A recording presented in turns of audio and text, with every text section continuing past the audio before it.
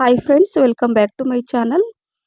ಊಟ ಹೇಗಿರಬೇಕು ಅಂತ ಕೆಲವೊಂದು ಸಲ ಯೋಚನೆ ಮಾಡ್ತಿರ್ತೀವಿ. ಆದರೆ ಕೆಲವೊಂದು ಸಲ ಸಿಂಪಲ್ ಇದ್ರೆ ಸಾಕಪ್ಪ, ಹೊಟ್ಟೆ ತುಂಬ ಊಟ, ಕಣ್ಣು ತುಂಬ ನಿದ್ದೆ ಅಂತ ಹೇಳ್ತೀವಿ ಅಲ್ವಾ? ಹೌದು, ಇದು ಅದೇ ರೀತಿಯಾಗಿ ಕೇವಲ ಒಂದು 5 ನಿಮಿಷ ಆಗಲ್ಲ ಇದನ್ನ ಮಾಡಲಿಕ್ಕೆ. ಅನ್ನದ ಜೊತೆ ಇದನ್ನು ತಿಂತಾ ಇದ್ದರೆ ತಿಂತಾನೆ ಇರ್ತೀರ. ಅದ್ರ ಜೊತೆ ಉಪ್ಪಿನಕಾಯಿ ಇದ್ಬಿಟ್ರೆ ಆಹಾ, ಇದರ ರುಚಿ ಹೇಳೋಕ್ಕೆ ಆಗಲ್ಲ. ಹಾಗೆ ನೋಡಿ, ಈ ರೀತಿ ಮಾಡಿ ನೀವು ಇದನ್ನು ಕುಡಿಲಿಕ್ಕೆ ಕೂಡ ಯೂಸ್ ಮಾಡ್ಬೋದು. ಎರಡೂ ರೀತಿಯಾಗಿ ನೀವು ಮಾಡ್ಕೋಬೋದು. ಊಟಕ್ಕೂ ಆಗುತ್ತೆ, ಹಾಗೆ ಇದನ್ನು ಜ್ಯೂಸ್ ಥರ ಕೂಡ ನಾವು ಇದನ್ನು ಕುಡಿಬೋದು.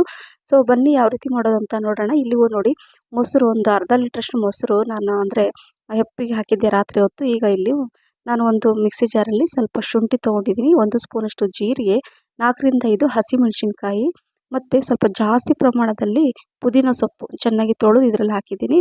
ರುಚಿಗೆ ತಕ್ಕಷ್ಟು ಉಪ್ಪು, ಒಂದು 1/4 ಟೀ ಸ್ಪೂನಷ್ಟು ಕಾಳು ಮೆಣಸು ಪೆಪ್ಪರ್, ಇದನ್ನು ಹಾಕಿ ಮೊದಲು ಇದನ್ನು ಪೇಸ್ಟ್ ಮಾಡ್ಕೊಳ್ತೀನಿ. ನೋಡಿ, ಈ ರೀತಿ ಪೇಸ್ಟ್ ಮಾಡ್ಕೊಂಡ ನಂತರ ಈಗ ಮೊಸರು ಇದೆಯಲ್ಲ, ಸೊ ಈ ಅರ್ಧ ಲೀಟ್ರಷ್ಟು ಮೊಸರನ್ನು ನಾನು ಇದರಲ್ಲಿ ಹಾಕ್ತಾಯಿದ್ದೀನಿ. ಇದನ್ನು ನಾನು ರಾತ್ರಿ ಹೆಪ್ಪು ಹಾಕಿಟ್ಟಿದ್ದಂತಹ ಈ ಮೊಸರು, ಸೊ ಹೋಮ್ ಮೇಡ್ ಕರಡಿದು. ಸೊ ಇದನ್ನು ನಾನು ಇದರಲ್ಲಿ ಹಾಕ್ಕೊಂಡು ನೀರು ಹಾಕ್ಕೊಳ್ತೀನಿ. ಇದನ್ನು ನಾನು ರುಬ್ಕೊಳ್ತೀನಿ. ಮಜ್ಜಿಗೆ ಥರ ಮಾಡ್ಕೋಬೇಕು ಅಷ್ಟು ಗಟ್ಟಿಯಾಗಿ. ನೋಡಿ, ಈಗ ಈ ರೀತಿ ಮಾಡಿಕೊಂಡು ಈಗ ಏನು ಮಾಡೋಣ ಅಂದರೆ ಇದನ್ನು ಮಿಕ್ಸ್ ಮಾಡ್ಕೋಬೇಕು ಅಷ್ಟೇ. ಹೇಳಿದ್ನಲ್ವ, ಗ್ಯಾಸ್ ಕೂಡ ಆನ್ ಮಾಡೋ ಹಾಗಿಲ್ಲ. ಬೆಂಕಿ ಅಂದರೆ ಇಲ್ಲದೇ ಈ ರೆಸಿಪಿ ಆಗುತ್ತೆ. ಸೊ ನೋಡಿ, ಈಗ ನಾನು ಇಲ್ಲಿ ಒಂದು ಮಣ್ಣಿನ ಪಾತ್ರೆಯಲ್ಲಿ ಹಾಕ್ತಾಯಿದ್ದೀನಿ. ಯಾಕೆ ಅಂದರೆ ಇದ್ರ ರುಚಿ ತುಂಬ ಜಾಸ್ತಿ ಆಗುತ್ತೆ. ಸ್ವಲ್ಪ 1 ಗ್ಲಾಸಷ್ಟು ನೀರು ಹಾಕ್ತೆ ಅದರಲ್ಲಿ ಮಿಕ್ಸಿ ಜಾರಲ್ಲಿ, ಮತ್ತು ಇನ್ನೊಂದು ಸ್ವಲ್ಪ ನೀರು ಹಾಕ್ಕೊಂಡೆ. ಅಂದರೆ ಎಷ್ಟು ಬೇಕೋ ನೋಡಿಕೊಂಡು ನೀರನ್ನು ಹಾಕ್ಕೊಂಡು ಮಿಕ್ಸ್ ಮಾಡ್ಕೊಳ್ಳಿ. ಇದರಲ್ಲಿ ಹಾಕ್ಕೊಂಡ್ರೆ ಏನಾಗುತ್ತೆ, ಐಸ್ ಕ್ಯೂಬ್ ಬೇಡ, ಫ್ರಿಜ್ಜಲ್ಲಿ ಇಡುವಂಥ ಅವಶ್ಯಕತೆ ಇಲ್ಲ. ಹೊರಗಡೆನೇ ಇದರಲ್ಲಿ ಇಟ್ಬಿಟ್ರೆ ಒಂದು ಸ್ವಲ್ಪ ಹೊತ್ತು ಚಿಲ್ಡಾಗಿರುತ್ತೆ, ಕುಡಿಲಿಕ್ಕೂ ಚೆನ್ನಾಗಿರುತ್ತೆ. ಊಟದ ಜೊತೆ ಕೂಡ ಅನ್ನದ ಜೊತೆ ಸೂಪರಾಗಿರುತ್ತೆ. ಸೊ ನೋಡಿ, ನಾನು ಈ ಥರ ಮಾಡಿ ಮಧ್ಯಾಹ್ನದ ಊಟಕ್ಕೆ ಈ ಥರ ಮಾಡಿದ್ದೆ.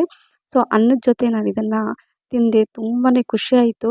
ಒಳ್ಳೆ ನಿದ್ದೆ ಕೂಡ ಬರುತ್ತೆ ಇದನ್ನು ತಿಂದುಬಿಟ್ರೆ. ಸೊ ಅದ್ರ ಜೊತೆ ಈ ಉಪ್ಪಿನಕಾಯಿ ಕೂಡ ಇದೊಂದು ಇದ್ಬಿಟ್ರೆ ಸಾಕು ಅನಿಸುತ್ತೆ, ಅಷ್ಟೊಂದು ರುಚಿಯಾಗಿರುತ್ತೆ. ಮತ್ತು ಇದನ್ನು ಊಟದ ಜೊತೆ ಕೂಡ ಯೂಸ್ ಮಾಡ್ಕೋಬೋದು. ಈ ಸ್ಪೆಷಲ್ ಮಜ್ಜಿಗೆ ಸಾರು, ಪುದೀನ ಮಜ್ಜಿಗೆ ಸಾರು ಅಂತ ಕೂಡ ಹೇಳ್ಬೋದು. ಇದನ್ನು ಈ ಹಸಿಮೆಣಸಿನ್ಕಾಯಿ ಉಪ್ಪಿನಕಾಯಿ ಜೊತೆ ಇದನ್ನು ತಿಂತಾ ಇದ್ದರೆ ಆಹಾ, ಏನು ಚೆನ್ನಾಗಿರುತ್ತೆ ಗೊತ್ತಾ? ಸೊ ಅದು ಊಟದ ಜೊತೆ ಆಯ್ತಲ್ವ. ಸೊ ಹಾಗೆ ಮಜ್ಜಿಗೆ ಕೂಡ ಈ ಥರ ಈ ಸ್ಪೆಷಲ್ ಮಜ್ಜಿಗೆ ಕುಡಿತಾ ಇದ್ದರೆ ದೇಹಕ್ಕೆ ತುಂಬಾ ತಂಪು ಕೊಡುತ್ತೆ, ಕಣ್ಣು ತುಂಬ ನಿದ್ದೆ ಮಾಡ್ತೀರ ಅಂತ ಹೇಳ್ತಾ ಈ ರೆಸಿಪಿನ ಮಿಸ್ ಮಾಡದೆ ಮಾಡಿ. ಮಜ್ಜಿಗೆ ಸಾರು ಎಲ್ಲರೂ ಮಾಡ್ತಿರ್ತೀರ, ಬಟ್ ಈ ಪುದೀನ ಮಜ್ಜಿಗೆ ಸಾರನ್ನು ಒಮ್ಮೆ ಮಾಡಿ.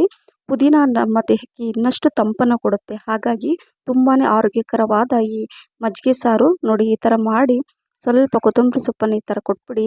ಆಹಾ, ಇದ್ರ 1 ಗ್ಲಾಸ್ ಕುಡಿದ್ರೆ ಕಣ್ಣು ತುಂಬ ನಿದ್ದೆ ಮಾಡ್ತೀರಾ. ಅಷ್ಟೊಂದು ಆರೋಗ್ಯಕರವಾದ ಈ ಮಜ್ಜಿಗೆ ಸಾರು ಮಿಸ್ ಮಾಡದೆ ಮಾಡಿ ಅಂತ ಹೇಳಿದ. ಈ ರೆಸಿಪಿ ನಿಮಗೆ ಇಷ್ಟ ಆಗಿದ್ದರೆ ಲೈಕ್, ಶೇರ್, ಕಮೆಂಟ್ಸ್ ಮತ್ತು ಸಬ್ಸ್ಕ್ರೈಬ್ ಮಾಡೋದನ್ನು ಮರಿಬೇಡಿ. ನಿಮ್ಮ ಫ್ರೆಂಡ್ಸ್ ಮತ್ತು ಫ್ಯಾಮಿಲಿ ಕೂಡ ಶೇರ್ ಮಾಡಿ. Thank you for watching. Bye, take care.